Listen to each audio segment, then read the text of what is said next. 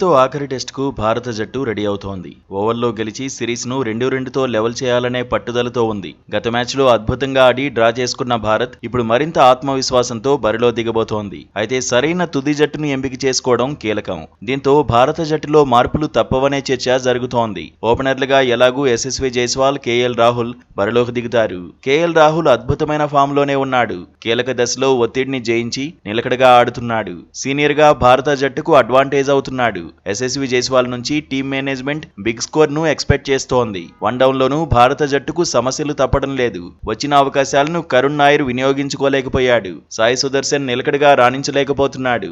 గత టెస్టు తొలి ఇన్నింగ్స్ లో హాఫ్ సెంచరీ కొట్టిన సాయి సుదర్శన్ రెండో ఇన్నింగ్స్ లో మాత్రం డకౌట్ అయ్యాడు. సిరీస్ లో ఇప్పటి వరకు 2 మ్యాచ్లు ఆడిన యువ ప్లేయర్ 2 సార్లు డకౌట్ అయ్యాడు.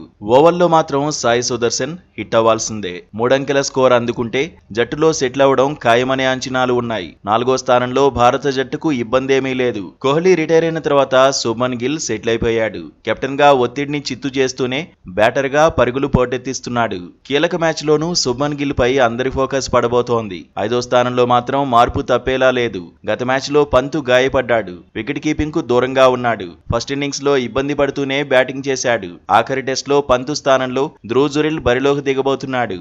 బ్యాటింగ్ ఆర్డర్ లో డెప్త్ మీద భారత్ గట్టిగానే ఫోకస్ చేసింది. గత మ్యాచ్ లో జడేజా, వాషింగ్టన్ సుందర్ అద్భుతంగా పోరాడి సెంచరీలు సాధించారు. జడేజా ఎప్పుడు ఫస్ట్ చాయిస్ స్పిన్ ఆల్రౌండరే. ఇప్పుడు వాషింగ్టన్ సుందర్ ను కూడా జట్టులో నుంచి తప్పించే పరిస్థితి లేదు.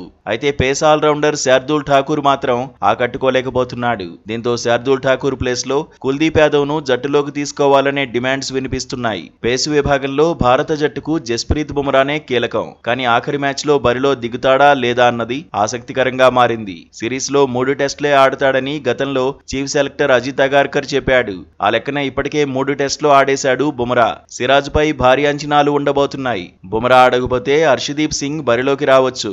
అరంగేట్ర మ్యాచ్ లో అన్షుల్ కాంబోజ్ పెద్దగా ఇంపాక్ట్ చూపించలేదు. అన్షుల్ కాంబోజ్ స్థానంలో ఆకాష్ దీప్ బరిలో దిగే అవకాశం ఉందని ఎక్స్పర్ట్స్ చెబుతున్నారు. మొత్తంగా ఓవర్లో భారత తుది జట్టు ఎలా ఉంటుందనేది ఆసక్తి రేపుతోంది.